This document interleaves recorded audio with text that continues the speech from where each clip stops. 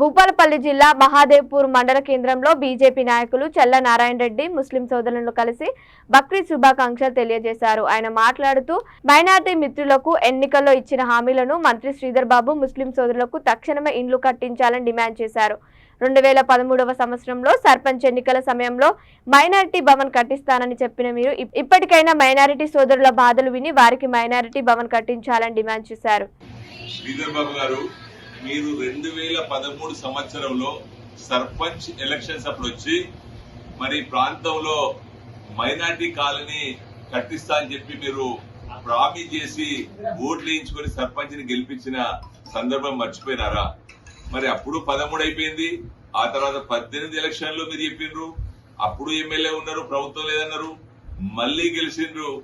మరి ఇప్పటికి కూడా మీరు వాళ్ళకి ఇల్లిపియలేని పరిస్థితి.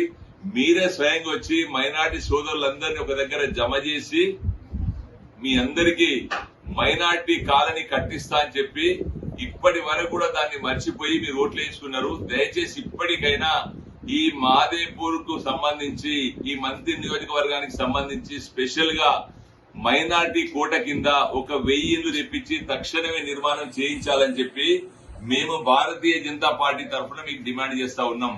మీరు చిత్తశుద్ధిని చాటుకోండి, అబద్దాలతోటి ప్రపంచాన్ని నడపకండి. ఎంతో కాలం నడపలేరు.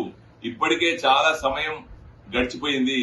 ఇప్పటికైనా చేసి మీరు ఈ ముస్లిం మైనార్టీ సోదరుల రుణం తీసుకోవాలని చెప్పి నేను డిమాండ్ చేస్తా ఉన్నాను.